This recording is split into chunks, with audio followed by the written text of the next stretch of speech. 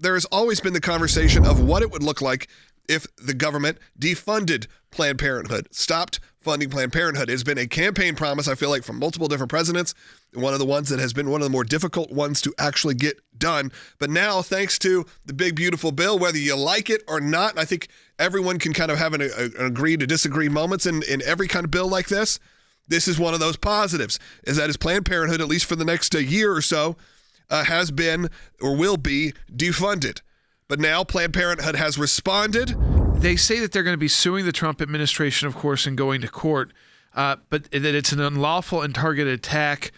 Here's the thing I think that we've got to kind of remind people about the victories and how they've kind of build upon one another. So first, you overturn Roe versus Wade. That means that there is no federal right to an abortion, which means states can legislate on abortion. So it doesn't mean there's no abortion, but it sends it back to the states. And we've seen it basically a divide in the country, pretty even among partisan lines to some extent. Some states more extreme, some states less extreme.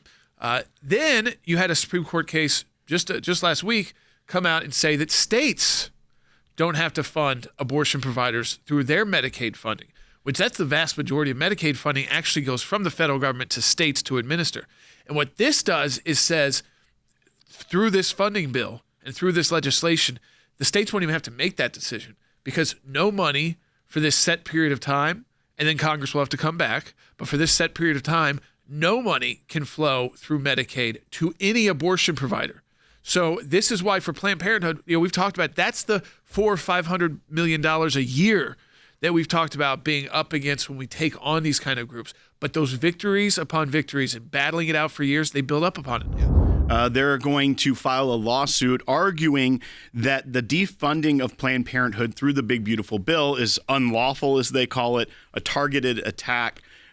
It's going to be interesting, Jordan, to see what claims they make in this lawsuit, especially in light of the Supreme Court decision just about a week and a half ago, which paved the way, saying that Planned Parenthood couldn't sue states for excluding them from the Medicaid program. That's exactly what this kind of does on a federal scale, is that federal dollars through Medicaid can't be going to Planned Parenthood. At the same time, Planned Parenthood is calling this a backdoor abortion plan, which I think reveals a little bit of the whole game. Yeah, they're finally agreeing with us, but they're now arguing that that's why you can't defund them. So what do you think they're going to even try to argue in light of what the Supreme Court said at the state level? How are they going to try to wiggle their way out of that and say, well, federal level, this is clearly illegal and targeted? Yes. So I think the argument is it's a targeted, focus on Planned Parenthood because they do also provide abortions. So they're going to have to make that argument in court, which they don't want to make in public, which is that none of this money is supposed to go, not a single dime, to go towards any abortion at all, any kind of abortion procedure, any facility at all that would actually do the abortion. So you've got to have some separation there. But when they're fundraising and when they're speaking to the press, it's all about they're defunding Planned Parenthood as a backdoor abortion ban.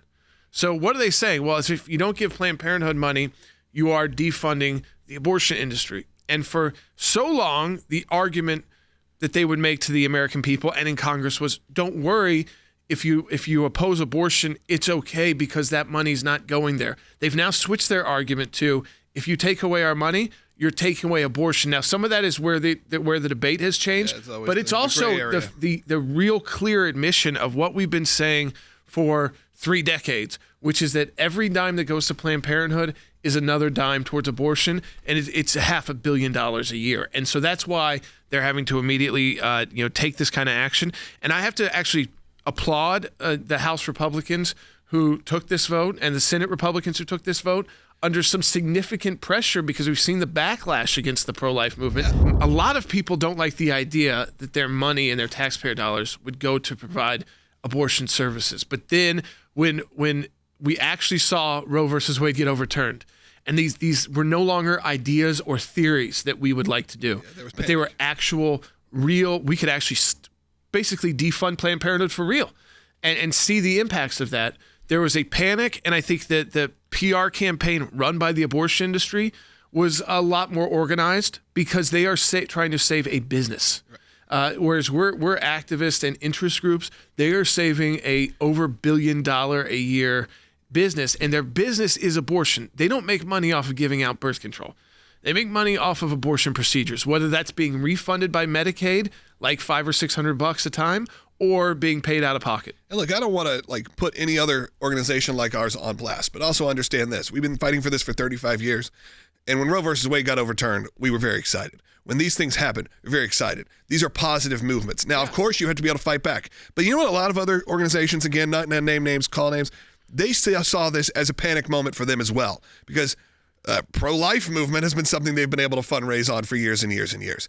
And what happens if there's no abortion? Then all of a sudden there's no campaigns. What are they going to do? Well, we said, and I sat in a room with our team and said, listen, we know this issue is going to be changing. How do we make sure that you are staying informed? Because it doesn't go away. Now, it has been hard to convince people, to explain to people that just because Roe versus Wade was overturned doesn't mean abortion doesn't exist. In fact, it does in maybe even a more extreme sense in different areas, different states. But that has been a learning curve that we've had to tell you and tell our audience and really learn ourselves of what the next chapter of this fight does look like. This is part of that. This is part of that in terms of defunding Planned Parenthood, getting involved in different ways and doing, whether it's our Massachusetts campaign, ways that you can go to those states that are never going to probably vote for a pro-life amendment, that are maybe going to make it even easier. Maybe they're going to use your taxpayer dollars to bring people in. How can we help? We need a revitalized pro-life movement, right? So we had the first phase of the pro-life movement was, can we ever overturn Roe versus Wade? Can we get to the point where we've educated people enough on the issue legally and publicly to where we're no longer going to have abortion without any restrictions at all? You know, it was completely unregulated. You couldn't even treat it like a ambulatory care center. It didn't have to meet those kind of standards, yet they were doing invasive operations. We saw the horrors that came out of a lot of the exposure that the Planned Parenthood received because of the way of new media access, because you got to cut through the mainstream media who was so in the pocket of Planned Parenthood. And then we saw the overturning of Roe versus Wade. We had Dobbs.